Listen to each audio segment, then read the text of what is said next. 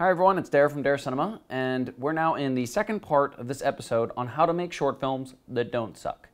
Now, the truth is, when you start out, it's gonna suck. You know, you're gonna be making content, and it's gonna be at a certain stage when you're a beginner, and the more you make it and the more you work on improving what you make, the better it will get. Okay, so the first thing to do to make short films that don't suck is to keep making short films and to keep shooting. Okay, that's the first step.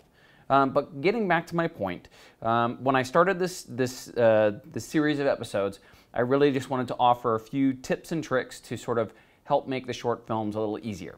Now, the first episode I ever did of Dare Cinema was called the seven stages of any film, and this includes short films, and basically how I broke them down is as follows.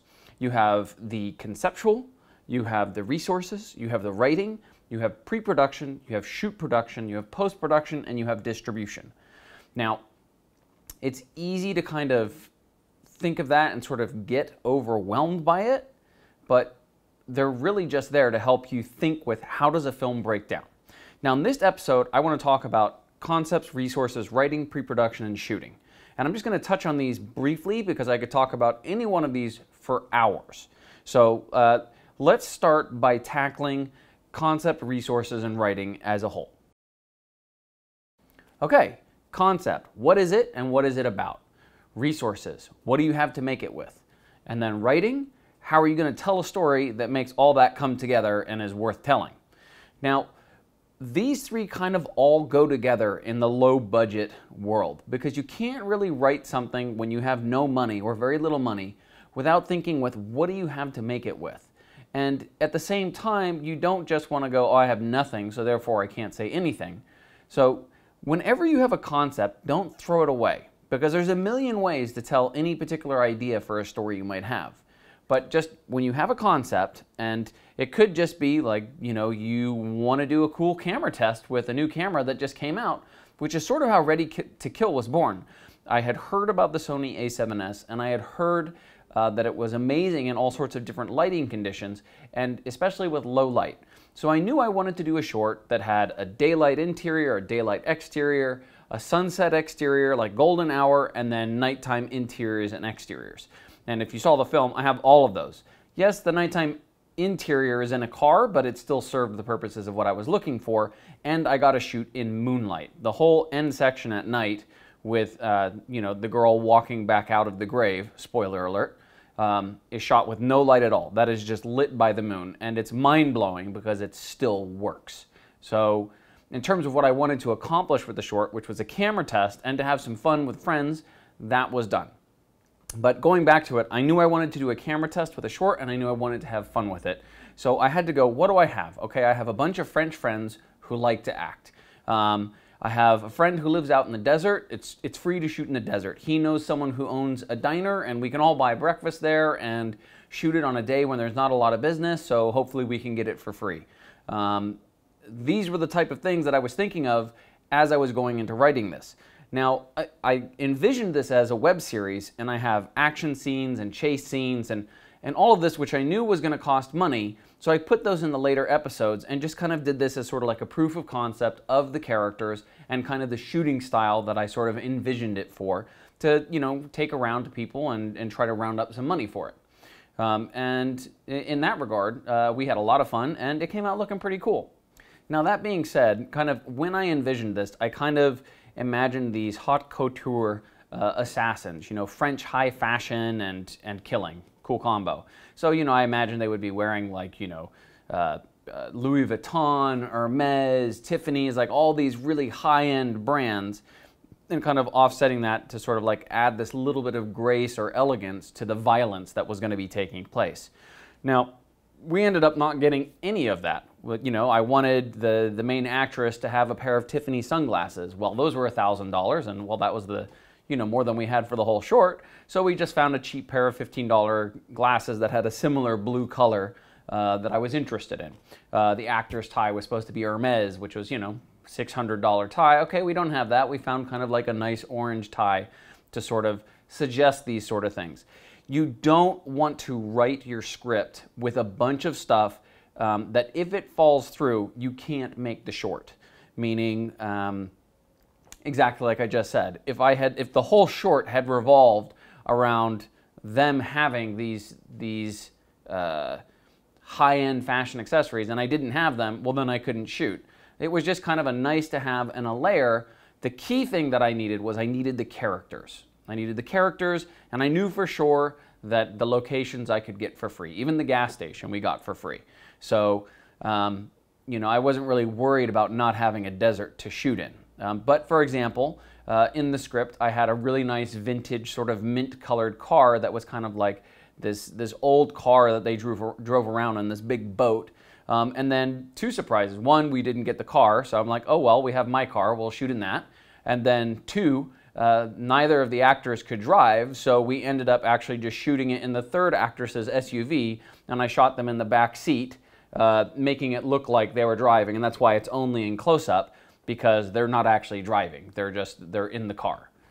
So again, just to sort of bring this back, always be thinking of the resources, what you have, and how much money you have to do the film with, because it's going to cost some money. You're going to need gas, you're going to need food. So just be thinking with how big is it going to be, and keep your concept locked into that world. Don't go crazy with it. And unless you're independently wealthy or you have a production company that's backing you to do a big production, in that case, I don't even know why you're watching this video. Okay, so just to recap, remember, when you're writing, think of the concept and the resources and the actual writing. Do that all together. Look, maybe all you have is your grandmother who wants to act, a friend who owns a liquor store, and a fake gun. In that case, your short is probably about your grandmother holding up a liquor store. For what reason, I don't know. You need to write it. That's your story. Okay? But that's writing, resources, and concept. Let's talk about pre-production. Pre-production. This is what you're doing to get ready for the actual shoot. And it generally involves a few minimum things that you have to have. One, you have to have a breakdown, you have to have a schedule, you have to have a budget, you have to have finalized locations and equipment, and you have to have finalized talent, and you have to have finalized crew. Those are kind of like the minimum of what you have to have during the pre-production stage, as well as rehearsals with crew and talent. Now, let's talk about each of these individually real quick, okay? What is a breakdown? A breakdown is when you go through the script and you just highlight or make note of every single thing that is called out for in the script that you need. Let's say there's a monkey. Let's say you've got a vintage car. Let's say you have a specific costume, or even just what actors are in what scenes. You're basically going scene by scene in the script and noting all the things that you need in front of that camera to be able to get that scene shot. Okay, that's the basic breakdown. Next up is scheduling. Now sometimes budgeting and scheduling are sort of done at the same time or one before the other. You kind of have to finalize them as a work in progress. But scheduling is important because you need to know what locations you have on what days, what actors you have on what days, and what crew you have on what days, as well as things like props and costumes. These all need to be married up so they all arrive at the right place at the right time with enough time to get the shoot done. Now you can get really expensive scheduling software like Movie Magic Scheduling, and there's other cheaper ones that are on the market, but really you can also just do this in a spreadsheet by laying out a calendar and then just figuring out what scenes are going to be shot on what days.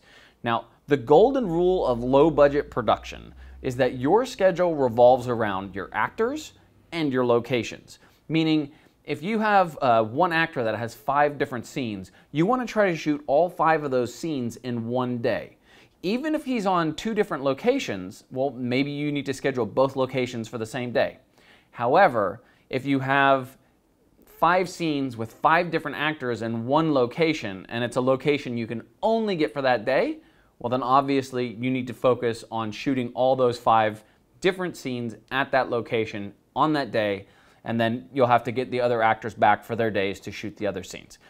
Locations, actors' schedules. You got to find the balance between those two to get through them as fast as possible. That's scheduling. Also part of scheduling is figuring out your rehearsal days, because you want to have the actors should have had a chance to rehearse, even if not with you, with the script ahead of time, so that when you show up on the set, you know, you at least have a hope of everybody knowing their lines and getting the scene. You also want to have a few days, or at least 1 or 2 meetings, to sit down with the crew and go through the script and sort of give them your vision of what you're trying to accomplish. And even if your crew is just you and your brother, or you and your sister, or you and your grandmother, sit down, have the meeting, go through it so everybody knows what to expect and what you're trying to get. That's scheduling and rehearsals. Okay, so with a good breakdown and a good schedule, you can do a good budget. Now, even if these things are free, you should still list them out on a spreadsheet. And you're talking, your actors, for how many days, you're talking the props you need, the costumes, special makeup, vehicles, guns, special effects, camera rentals, equipment purchases, gas, food, transport. All the things that are actually going to cost money should be on the budget. And even if someone's doing that for free or donating that service for free, still put it on the budget so it's there in a document. It helps you make sure you don't forget anything, and it helps you make sure that you know to thank people at the end because they gave that to you for free. They saved you X amount of money. It's just good to keep track of those things. And budgeting is something that you can, of course, spend money on for paid software, the really expensive levels like Movie Magic, or the subscription ones that like Celtics offers. They have some smaller budgeting and scheduling software. There's some apps on it. There's good stuff coming out. But you can also just do this in a spreadsheet like Google Sheets and do it for free, or Microsoft Excel. Really easy. Okay, so you've got your breakdown, you've got your schedule, you've got your budget, and when you finish the budget, take one last look at the schedule, make sure that everything jives, and then do a calendar, an actual calendar, and you can do this as a spreadsheet or as a Google Calendar, and list out the scenes of the script on what days, and make sure that you tell the actors and the crew who needs to be where at what time with what. Okay, however fancy you want to do that, fancy call sheets, whatever, just make sure people are emailed with the information of where they need to be, how to get there, and what they need to be there with, and what they're going to be doing there. Okay, with all that information in hand, with your rehearsals with crew, with your rehearsals with talent, you're ready to start getting serious about shooting. So let's talk about shooting. Okay, shooting. Shooting is condensed insanity. You will not have enough time, you will not have enough stuff, and you still have to somehow make something that can be edited together and be worthwhile at the end of the day. So what is my main tip for the shooting phase of things? Make sure that you go into it with a shot list. Now, what is a shot list? A shot list is simply where you go through the script scene by scene and you go, okay, in this scene, I need a long shot of these people entering the room. I need a medium shot of them at the table. I need a close-up on this actress' face. I need a close-up on this actor's face. I want an extreme close-up on the hand cutting the pancakes. Whatever it is, making sure that you have visualized what do you need to capture on camera to be able to edit that scene together.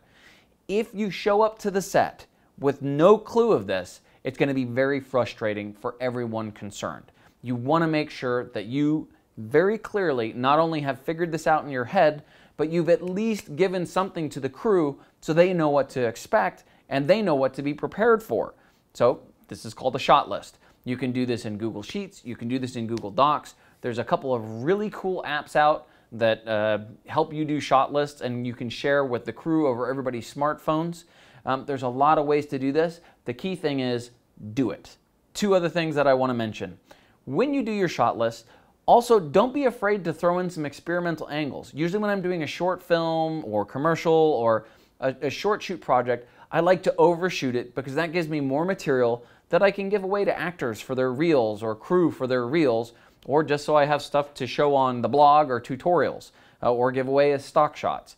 Get extra coverage. You're already there. As long as you have the time, sneak in the extra shots. You know, if you look here in the diner scene, I've covered it over the shoulder this way, I've covered it over the shoulder the other way, I've covered it in a two-shot, I've covered a reverse angle on the other actress. I've also covered extreme close-ups on the different items that they're working with, and I'll talk about why in the post-production episode.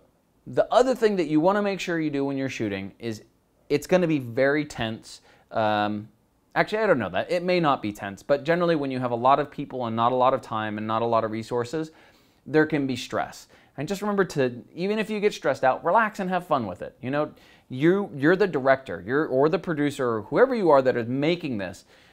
You're the leader of the set, and you need to set the tone and set the pace. And if it's a good set where people are happy and glad to be there and having fun, they will come back and do this with you time and time again, which is really important when you don't have a lot of money. You know, you want people to at least be enjoying themselves and have fun with you so that you have people you can continue to do these projects with. So don't get too stressed out. Yes, it's stressful, but it's not the end of the world. Just do the best you can. Okay, so that's shooting in brief. All right, so what have we covered in this episode? We've covered when you're writing, think of the concept and the resource that you have and write for what you have so you can actually shoot it, even if it's just your grandmother with the fake gun in the liquor store. In pre-production, make sure that you make a list of everything that you have to have, that you make a schedule for where people have to be and what props and other things have to be there when, and that you do a budget which takes into account all the monetary or non-monetary resources that you have to be able to get the shoot. And then in shoot, you want to make sure that you have visualized the film and you've done a shot list and given this to the crew so that everybody kind of knows what you're doing ahead of time. And you can even include rehearsals, like you could do shoot rehearsals in the shooting phase to make that easier, just doing it at home instead of on the locations that you're paying for or that somebody's helping you with on their business hours. Okay, so that wraps up this episode. Please don't forget to subscribe. In the next part of this series, we're going to talk about post-production and distribution, and specifically a little bit about editing, a little bit about color correction, a little bit about sound, a little bit about sound effects, and a little bit about what do you do with your film when it's done? What possibilities do you have with this? Okay, and don't forget to check out www.darecinema.com. You can see the blog, which might have more information on this particular article, but for sure on a bunch of other articles related to filmmaking. Thank you again, subscribe, and I will see you in the next episode.